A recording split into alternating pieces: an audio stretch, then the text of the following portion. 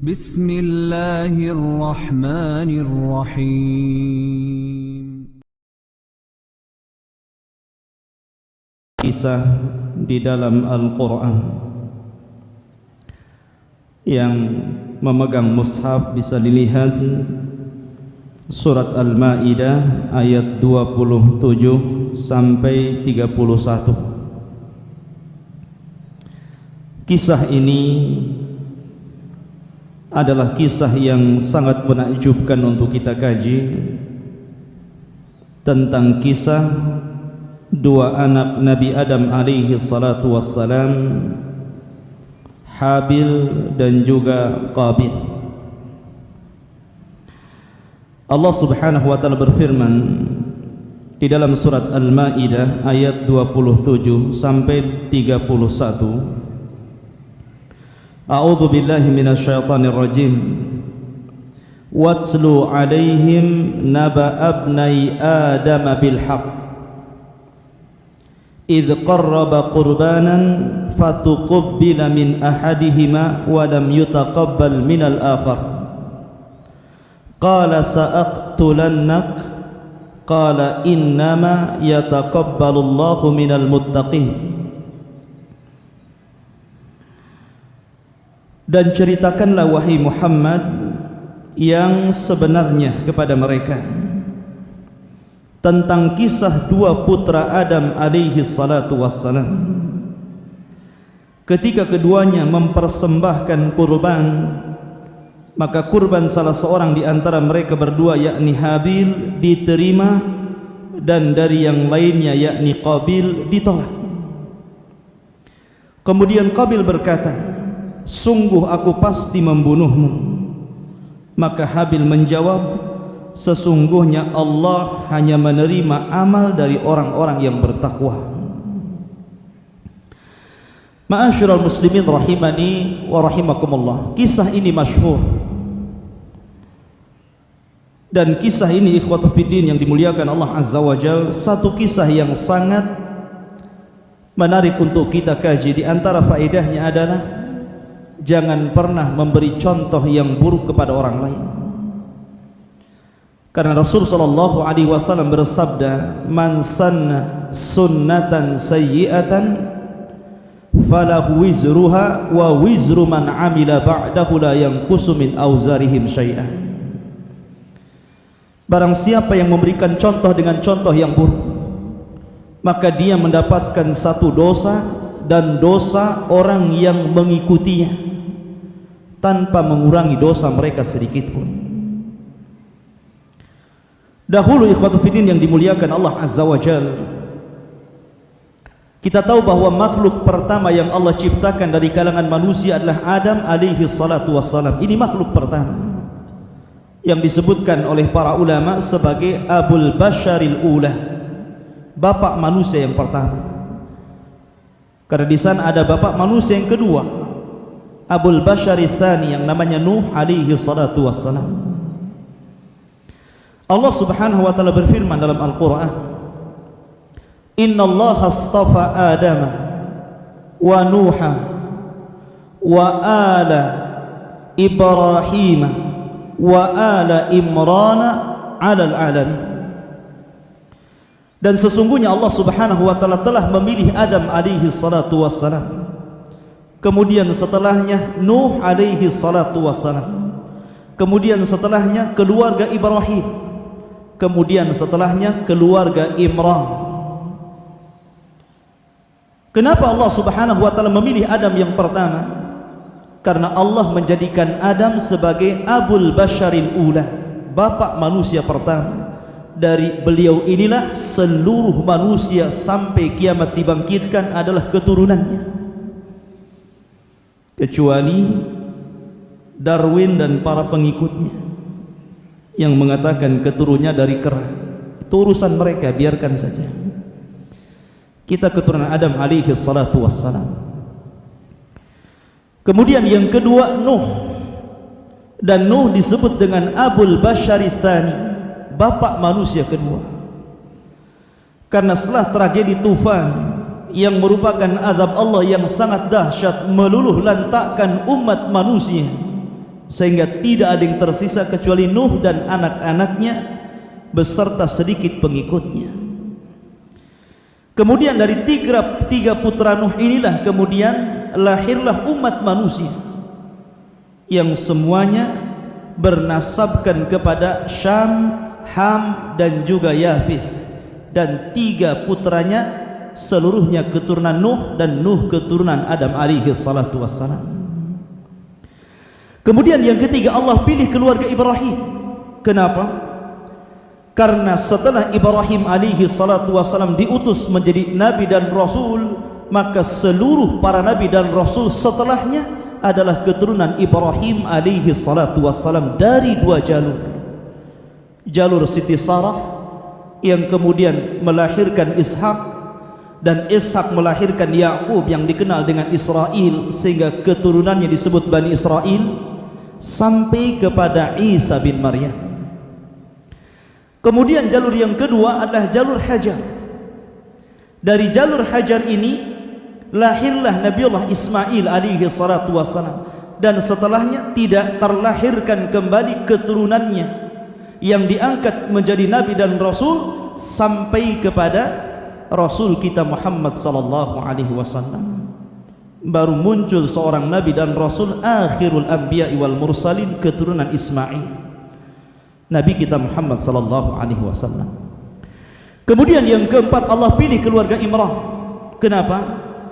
Karena dari Imran inilah lahir dua bayi yang tidak bisa disentuh syaitan, Maryam bintu Imran dan putranya Isa bin Maryam.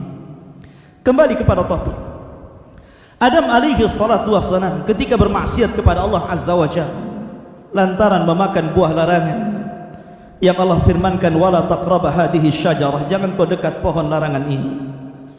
Akhirnya Allah subhanahu wa ta'ala takdirkan Adam bermaksiat, kemudian Adam pun memakan buah larangan tersebut. Akhirnya Allah usir, qul nahbitu minha jami'an, keluar kalian dari surga. Maka mereka keluar semua, baik Adam, Hawa ataupun iblis. Maka mereka akan menjadi musuh ketika di dunia.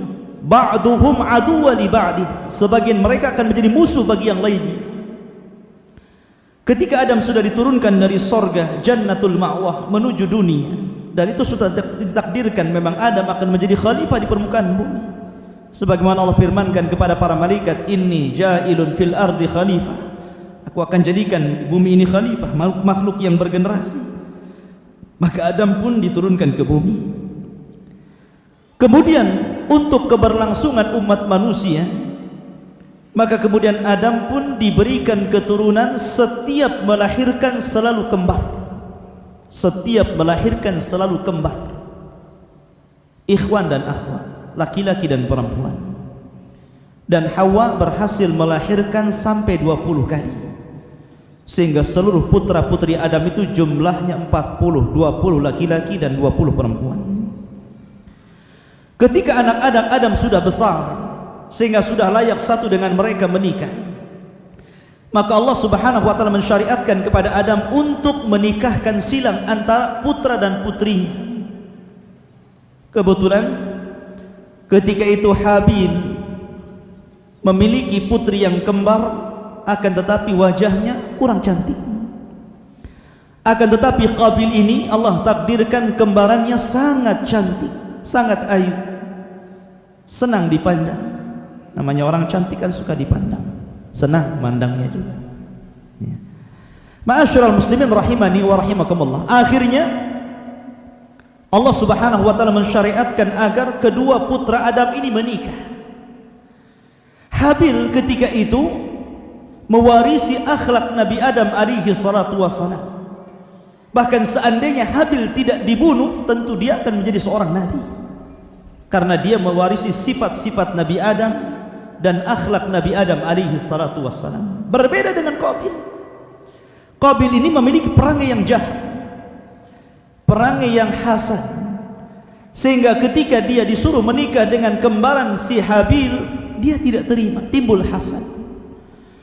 Disinilah kisah dimulai, ikhwatu fiddin yang dimuliakan Allah azza wa jalla. Qabil menolak untuk menikahi kembarannya Habil. Maka penolakannya ini ikhwatu fiddin direspon oleh ayahandanya Adam alaihi salatu wassalam, karena Adam bukan nabi yang diktator, bukan nabi yang harus, tidak. Adam berdoa kepada Allah Subhanahu wa taala untuk menyelesaikan masalah. Dan ini penting ikhwan, ketika antum bermasalah dengan sebuah permasalahan, minta kepada Allah permasalahan itu diselesaikan. Iyyaka na'budu wa iyyaka nasta'in. Karena tanpa pertolongan Allah Azza wa Jalla, masalah apapun tidak akan diselesaikan. Akhirnya Allah Subhanahu wa taala memberikan solusi dengan cara apa? Dengan cara disuruh putra-putra Adam untuk berkurban.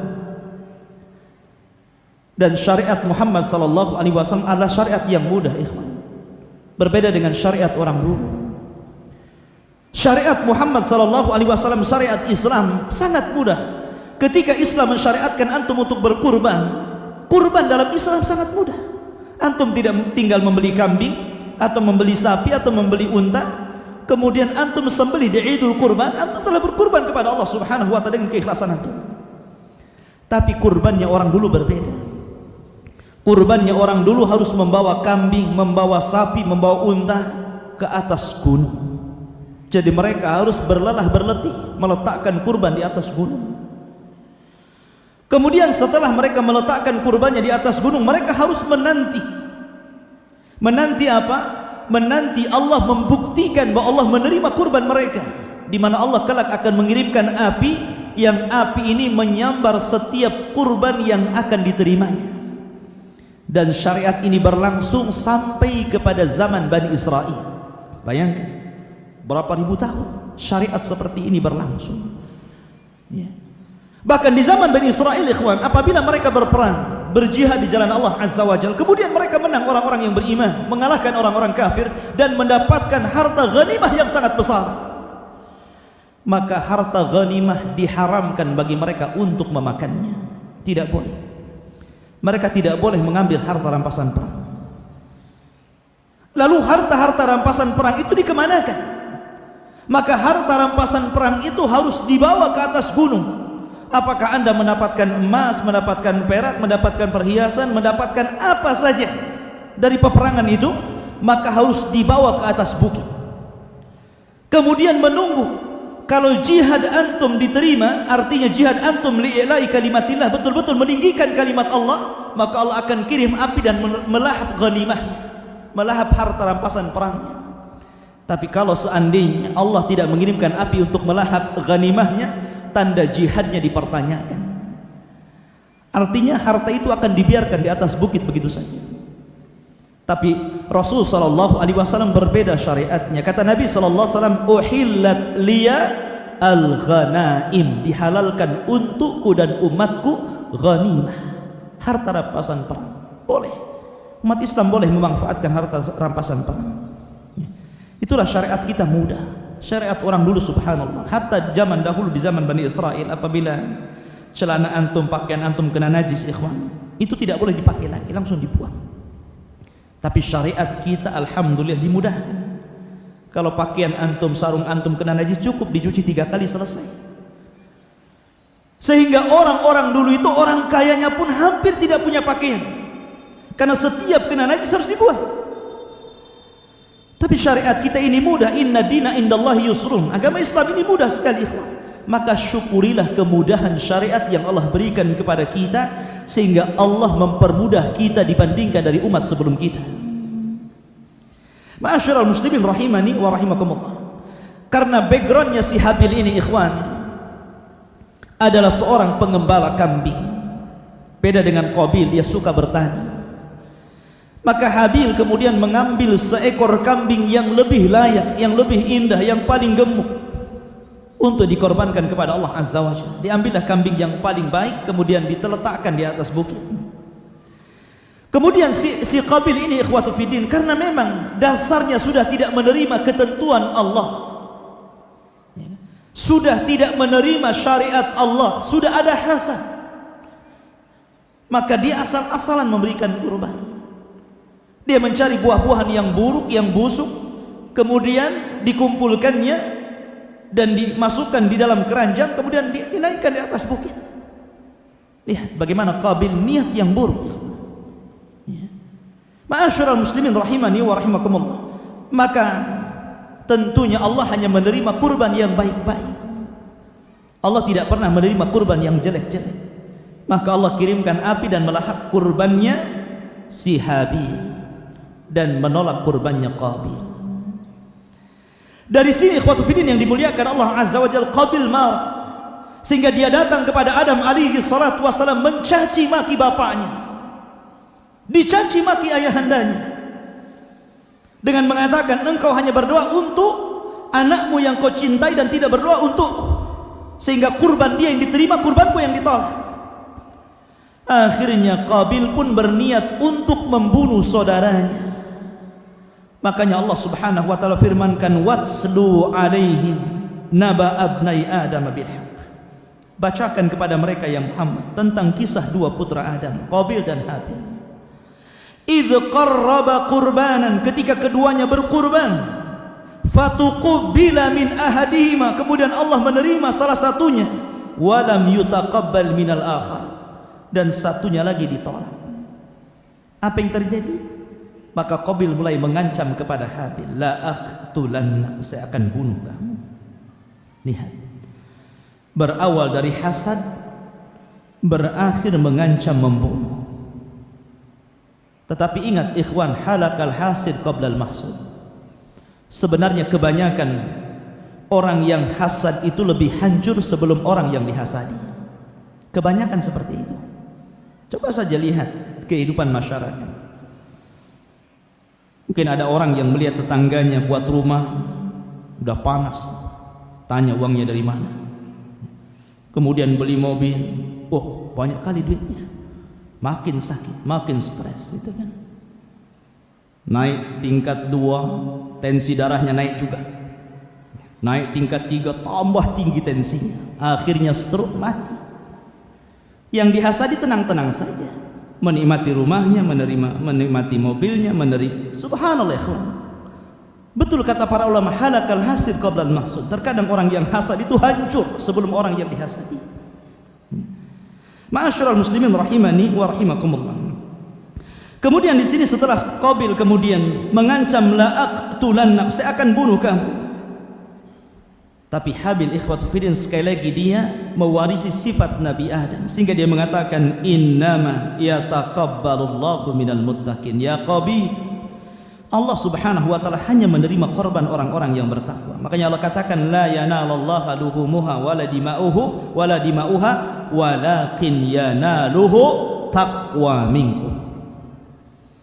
Ya, yang Allah terima ketakwaannya. Kemudian di sini Habil mengatakan, la imbasatta ilayya yadaka litaqtulani ma ana bibasiti yadiya ilaika liaqtulak. Allahu akbar ikhwan. Jadikan kata-kata Habil ini syiar untuk antum. Jadikan kalimat Habil ini syiar untuk antum dalam setiap muamalah antum di masyarakat antum. Idfa billati hiya ahsan.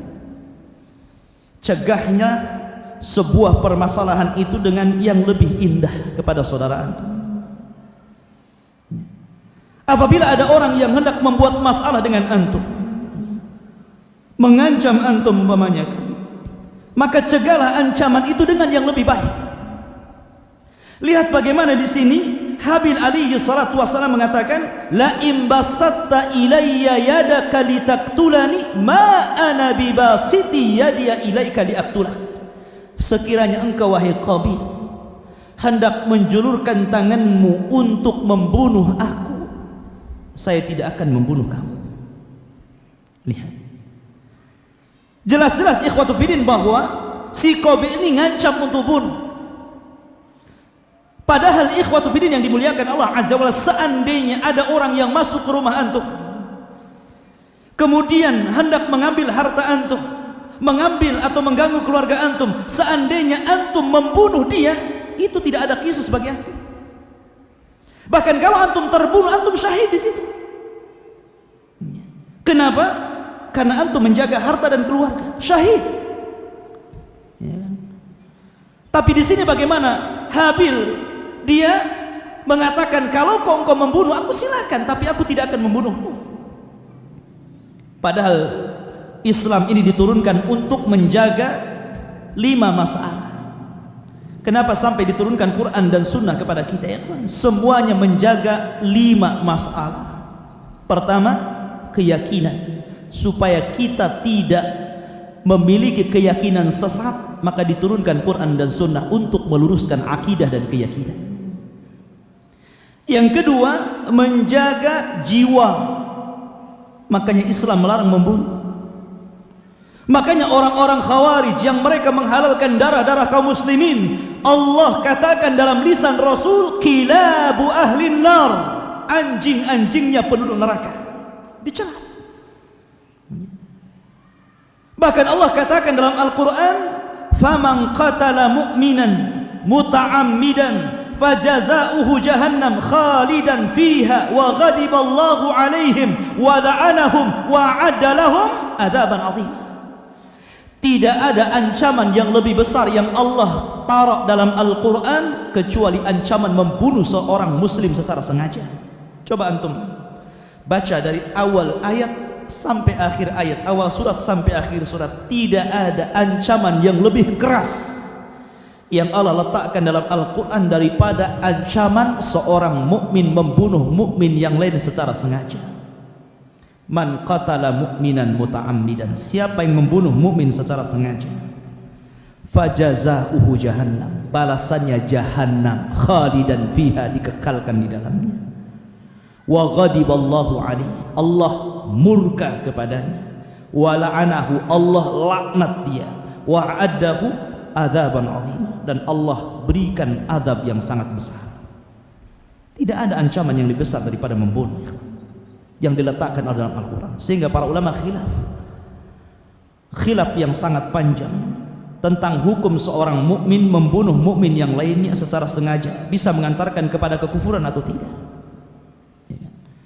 Tapi di sini faedahnya ikhwatu fillah yang dimuliakan Allah Azza wa Jalla, bagaimana Qabil dia mengancam bunuh kepada si Habil, tapi Habil menanggapinya dengan tenang. Kalau engkau hendak membunuhku silakan, tapi aku tidak akan membunuhmu. Ini akhlak seorang mukmin. Maafkan mereka. Maafkan orang-orang yang hendak menyakiti Anda. Maka sifat pemaaf itu terkadang lebih hebat daripada membalas. Kemudian Allah Subhanahu wa taala katakan, inni akhafullaha rabbal alamin. Habil bukan tidak berani kepada Qabil, karena ahli tafsir mengatakan bahwa badan Habil ini lebih besar daripada Qabil, lebih kuat daripada Qabil. Kenapa dia tidak mau meladeni Qabil? Bukan karena takut, ini jawabannya, karena inni akhafullaha rabbal alamin, karena aku takut Allah, aku takut kepada Allah Rabb semesta alam. Ini menunjukkan bukan karena takut, tidak, tapi karena takut yang di atas, bukan takut meladeni si Qabil. Maka kemudian, inni uridu antabu bismi wa ismaka fatakuna min ashabin nar wa dzalika jazaa'udz zalimin. Sesungguhnya aku ingin agar engkau kembali dengan membawa dosa membunuhku dan dosamu sendiri, maka engkau akan menjadi penghuni neraka, dan itulah balasan bagi orang-orang yang zalim. Subhanallah. Maka setiap pembunuhan sejak zaman Qabil membunuh Habil sampai kiamat dibangkitkan, maka Qabil akan menerima dosa seluruh orang-orang yang membunuh di permukaan bumi. Kenapa? Karena dia yang mencontohkan pembunuhan pertama di dunia. Hati-hati, jangan berikan contoh yang buruk kepada manusia, maka berikan contoh yang baik. Karena Rasulullah SAW mengatakan, man dalla ala khairin kafa'ili, man dalla ala hudan kana lahu ajru wa ajru man amila ba'dahu la yanqusu min ujurihim syai'an. Barang siapa yang memberikan contoh yang baik, maka dia dapat pahala dan pahala orang yang mengikutinya tanpa mengurangi pahala mereka sedikit pun.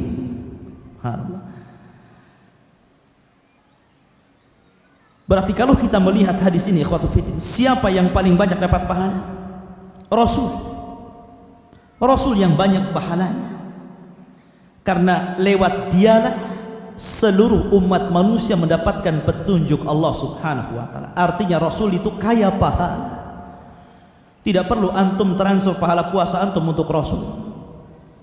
Tidak perlu antum haji kemudian umrah kemudian ditransfer pahala haji dan umrah antum untuk Rasul. Tidak perlu. Rasul itu kaya pahala. Rasul itu pahalanya banyak.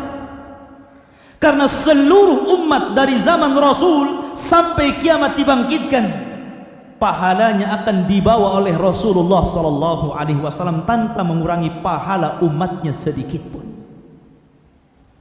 Jadi tidak usah untuk menghadiahkan pahala kepada Nabi. Nabi itu sudah banyak pahalanya.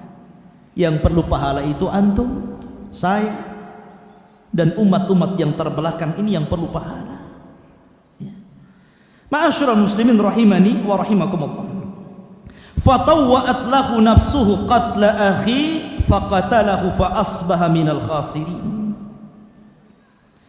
Maka nafsu Qabil mendorongnya untuk membunuh saudaranya. Kemudian dia pun benar-benar membunuhnya. Maka jadilah dia termasuk orang-orang yang rugi. Bagaimana cara membunuh Qabil kepada Habil? Ternyata Qabil ini pengecut.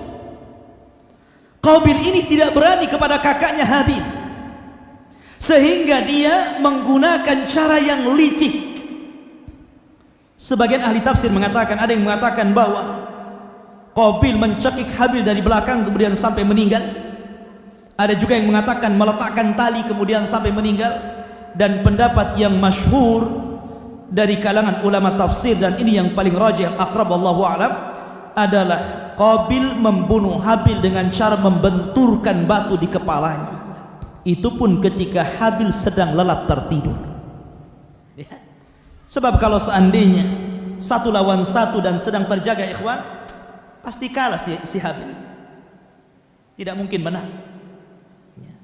Karena Habil lebih besar badannya, lebih kuat, lebih kekal. Sehingga dengan cara yang licik, di si Habil ketika tidur di kebunnya, di tempat pengembala kambingnya, Qabil ini datang membawa batu besar, kemudian menghajar kepalanya sehingga mati di tempat. La ilaha illallah. Kemudian ketika itu Qabil bingung, udah mati nih, karena sebelumnya tidak ada orang yang meninggal, sehingga bingung bagaimana cara merawat jenazahnya. Maka kemudian disinilah faba'atsallahu ghuraban yabhathu fil ardi liyuwariyahu kaifa yuwari sawata akhi. Kemudian Allah mengutus seekor burung gagak yang sedang menggali tanah untuk diperlihatkan kepada Qabil bagaimana dia seharusnya menguburkan mayat saudaranya. Jadi ketika itu Allah mengutus dua burung gagak. Dua burung gagak ini sedang bertarung. Kemudian mati salah satu dari kedua burung ini. Sehingga kemudian yang berhasil membunuh burung gagak itu akhirnya apa? Mengorek-orek tanah dengan patuknya, dengan tangannya. Setelah dalam, kemudian diambil jasad saudaranya, kemudian diletakkan di tanah itu, kemudian dikorek-korek kembali. Barulah di situ kemudian Qabil mulai berpikir. Dia mulai berpikir bahwa menguburkan si Habil saudaranya. Maka dari situlah kemudian dia mengambil cangkup dan skopnya, kemudian menggali tanah dan meletakkan jasadnya Habil, kemudian menguburkannya. Ikhwatu fiddin yang dimuliakan Allah Azza wa Jalla. Kemudian dia mengatakan apa? Qala ya wailata a'ajaztu an akuna mithla hadzal ghurab fa uwariya sawata akhi fa asbaha minan nadimin. Lihat bagaimana kata-kata Qabil. Beliau mengatakan, duhai celaka aku, mengapa aku tidak mampu berbuat seperti burung gagak itu sehingga aku dapat menguburkan mayat saudaraku ini. Dia merasa bahwa dia lebih jahil daripada burung, begitu kan? Makanya dia mengatakan di ujung ayat, fa asbaha minan nadimin, maka dia termasuk orang-orang yang menyesal. Bukan menyesal karena membunuh Habil, bukan. Sebab kalau seandainya dia menyesal karena membunuh Habil, dia akan bertobat. Tapi dia tidak pernah bertobat. Maksud menyesal di sini, menyesal bahwa dia tidak lebih cerdas daripada Gagak, itu maksudnya. Lihat. Dia bukannya nyesal dia membunuh saudaranya gitu. Enggak, dia nyesal dia lebih bodoh. Ternyata Gagak lebih pintar ngasih pelajaran kepada dia. Fa asbaha minan nadimin. Subhanallah. Lihatlah kerasnya hati si Qabil ini. Makanya Allah Subhanahu wa taala kemudian mengatakan min ajli dzalik. Lihat, kata-kata ini sangat baik sekali. Karena kisah itu, pembunuhan Qabil kepada Habil itu, katabna ala bani Israil annahu man qatala nafsan bighairi nafsin aw fasadin fil ard faka'annama qatala an-nasa jami'a wa man ahyaha faka'annama ahya an-nasa jami'a walaqad ja'atuhum rusuluna bil bayyinat summa inna katsiran minhum ba'da dzalika fil ardi la musrifun. Oleh sebab itulah maka kami tetapkan kepada Bani Israel bahwa barang siapa membunuh seseorang bukan karena orang itu membunuh orang lain atau bukan karena membuat kerusakan di bumi, maka seakan-akan dia telah membunuh seluruh manusia. Sebagaimana barang siapa yang menghidupkan jiwa satu manusia, maka seolah-olah dia telah menghidupkan jiwa seluruh manusia. Na'udzubillah. Ketika kita membunuh satu jiwa, maka kita dianggap membunuh seluruh jiwa manusia. Berapa banyak orang yang membunuh jiwa di zaman sekarang? Terkadang ada anak remaja dan remaji melakukan perzinahan, kemudian punya anak, kemudian dibunuh. Na'udzubillah. Alasannya anak zina, tidak layak hidup. Dia tidak tahu ayat ini. Kelak bayi-bayi itu akan datang kepada Allah, wal mau'udatu su'ilat bi ayyi dzambin qutilat. Kenapa? Dosa apa saya dibunuh? Ya. Di zaman sekarang ikhwan sudah tanda-tanda kiamat, kasratul haraj, banyaknya pembunuhan. Terkadang orang membunuh tidak tahu apa alasan dia membunuh. La yadri al-qatil liman qatal wa la yadri qutil liman qutil. Orang yang membunuh enggak tahu apa alasan dia membunuh, orang yang dibunuh juga tidak tahu kenapa saya bisa dibunuh. Ya. Di zaman sekarang gara-gara uang parkir dibunuh, gara-gara rebutan parkir bunuh sesama preman. Subhanallah. Gara-gara anak minta motor pada orang tua nggak dikasih, dibunuh orang tuanya. Na'udzubillah. Sekarang ini nyawa manusia sangat murah. Ya. Siapa yang mengajarkan pembunuhan ini? Qabil yang mengajarkan pembunuhan ini. Maka siapapun yang membunuhnya, maka Qabil memiliki kiflun ala qatli bani Adam. Dia punya tanggung jawab besar atas pembunuhan yang dilakukan anak Adam.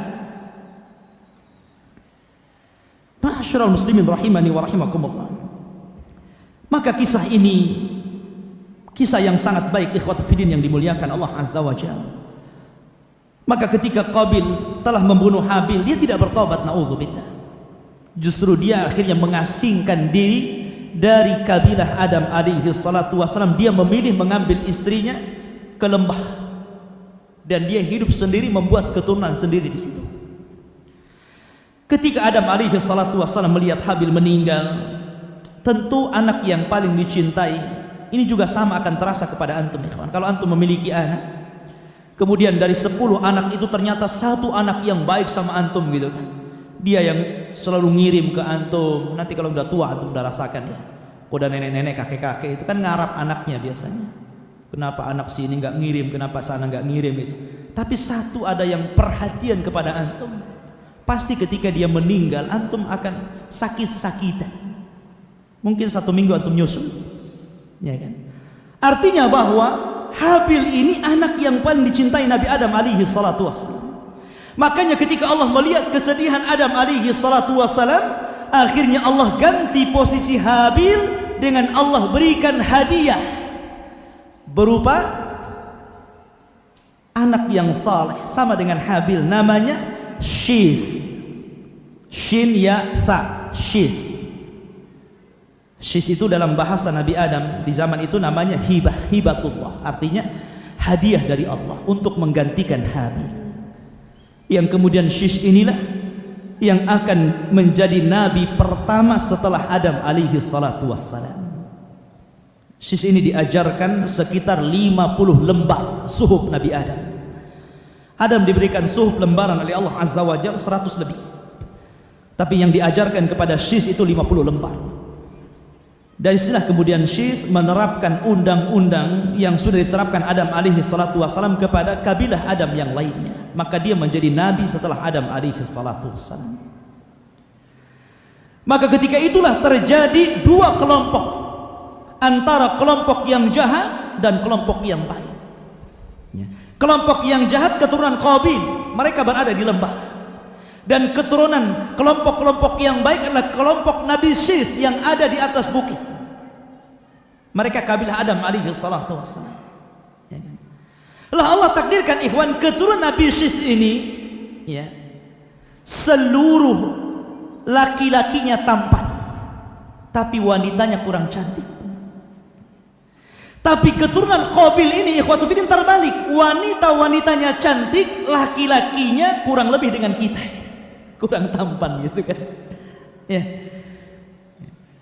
Jadi Allah balikkan di sini.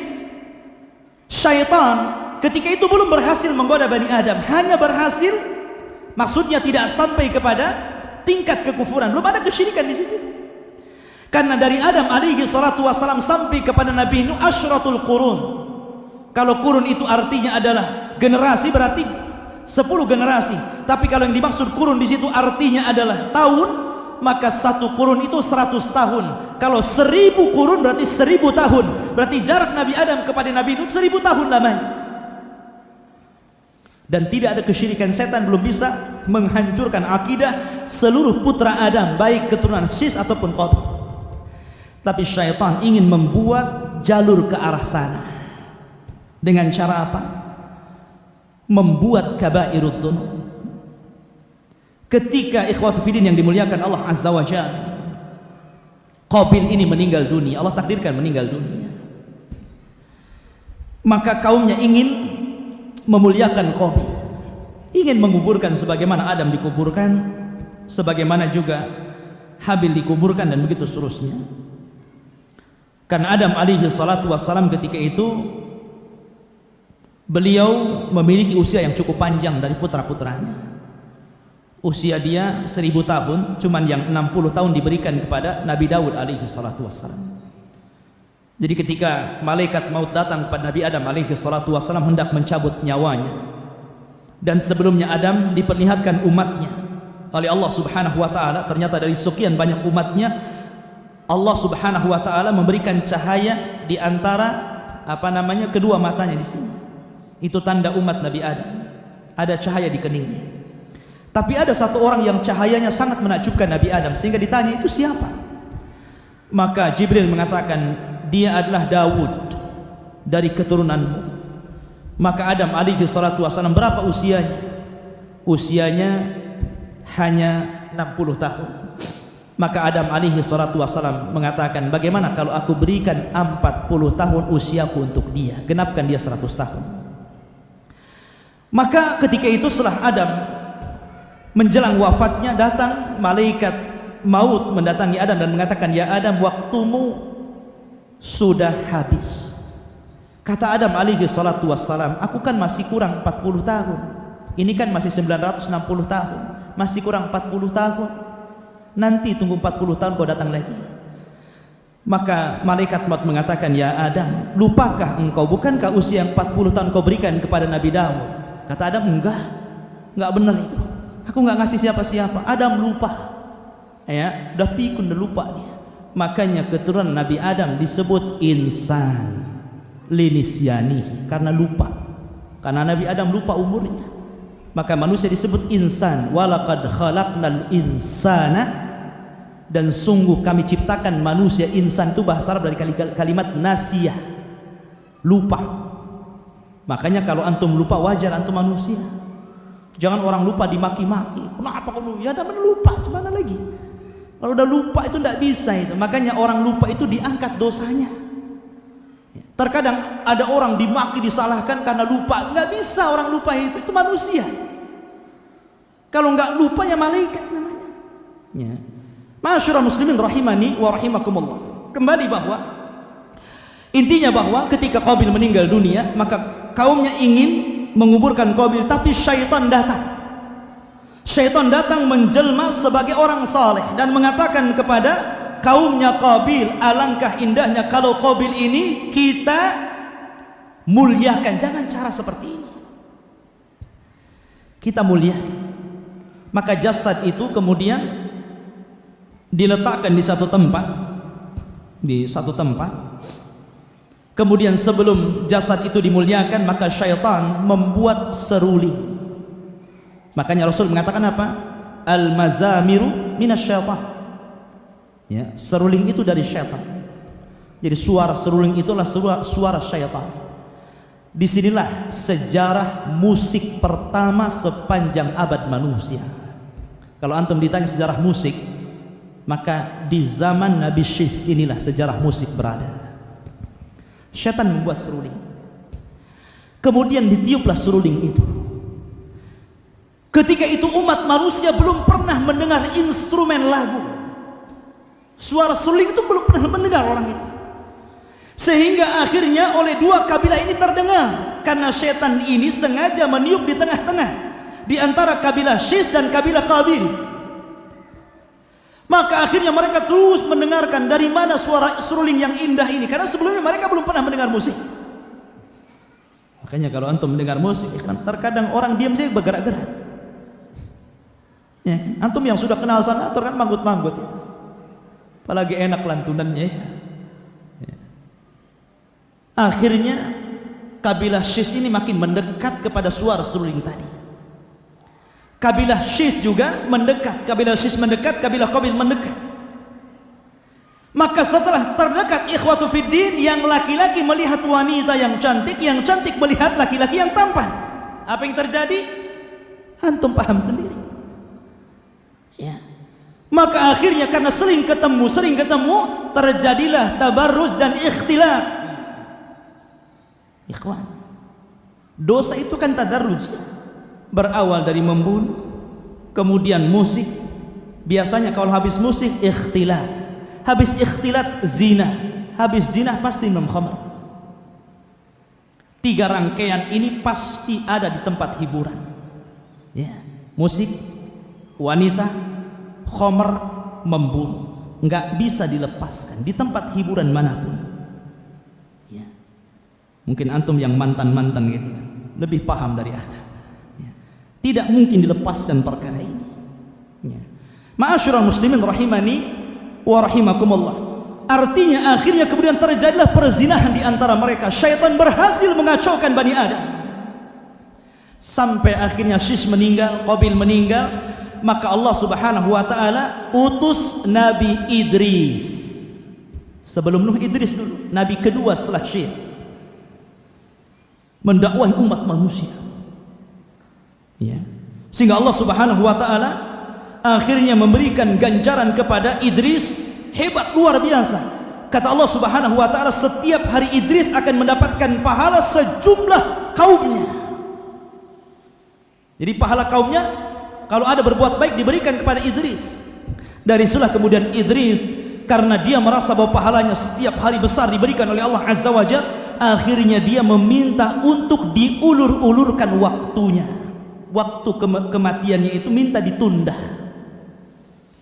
Maka dia datang, ketika datang malaikat Jibril kepada Idris mengatakan, "Ya Jibril, bisa enggak kau nawar kepada malaikat maut supaya usiaku jangan dicabut dulu?" Karena dia semangat berdakwah. Ikhwan, ini penting. Bahwa sebaik-baik manusia itu yang tulu umrihi, yang panjang usianya tapi barakah usianya. Jangan minta panjang usianya untuk maksiat. Ya Allah, panjangkan nih, saya belum jadi ini gitu, wali kota belum jadi ini, belum jadi itu. Ya. Alasannya apa? Kasihan rakyat saya. Kasihan sama rakyatnya gitu. Ma'asyiral muslimin rahimani wa rahimakumullah. Akhirnya kata Jibril alaihi salatu wasallam, aku nggak punya wewenang. Kalau engkau ingin supaya malaikat maut tidak lekas mencabut ruhnya, kenapa tidak bilang langsung pada malaikat maut? Maka Idris mengatakan, bagaimana caranya? Kata Jibril, baik, aku angkat engkau ke langit keempat. Kau akan berjumpa dengan malaikat maut di sana. Maka diangkatlah Idris, sebagaimana Allah Subhanahu wa taala firmankan dalam Al-Qur'an, wa rafa'nahu makanan 'aliyya, dan kami angkat Idris ke tempat yang paling tinggi, maksudnya langit keempat. Setelah langit keempat, maka Jibril menghadap malaikat maut. Malaikat maut ketika baru datang juga dari hadapan Allah Subhanahu wa taala. Maka Jibril mengatakan assalamualaikum, salam kepada malaikat maut dan mengatakan, apa, bersama siapa engkau kemari wahai Jibril? Maka dia mengatakan bersama Nabi Allah Idris alaihi salatu wassalam, ya kan? Maka malaikat maut bahagia luar biasa. Kenapa? Kata malaikat maut, kebetulan Allah memerintahkan aku untuk mencabut nyawa seseorang, ya, dan itu berada di langit keempat. Ya. Mana orangnya? Akhirnya kemudian Jibril kaget gitu kan. Satu sisi Nabi Idris ingin minta diulur-ulurkan waktunya, sisi lain malaikat maut ingin mencabut nyawanya.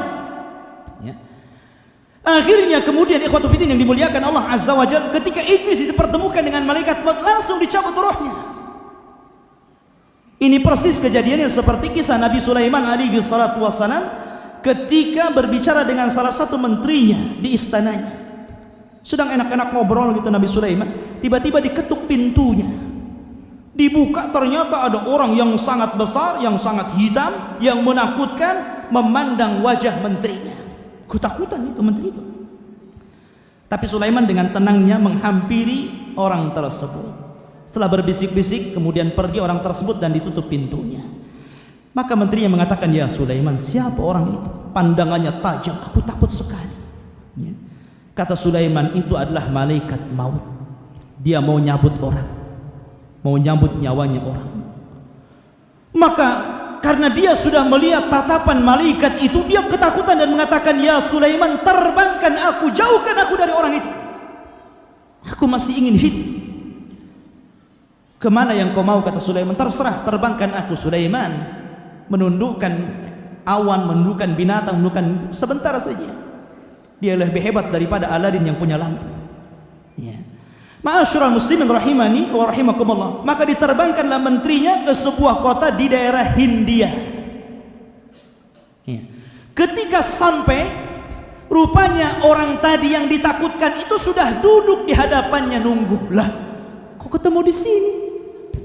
Iya kan? Akhirnya dicabut ruhnya. Kata Sulaiman heran ketika itu, kalau engkau memang ingin mencabut nyawanya, kenapa tidak dari tadi ketika engkau datang ke istanaku? Kenapa kau harus cabut di sini gitu? Maka malaikat mengatakan, sesungguhnya ya Sulaiman, aku diperintahkan Allah Subhanahu wa taala untuk mencabut rohnya si fulan. Ternyata dia di sini, ya ini aku cabut. Makanya Allah firmankan, idza jaa ajaluhu la yastakhiruna sa'atan wa la yastaqdimun. Apabila sudah datang ajalnya, tidak mungkin mundur, tidak mungkin maju. Pasti pas waktunya.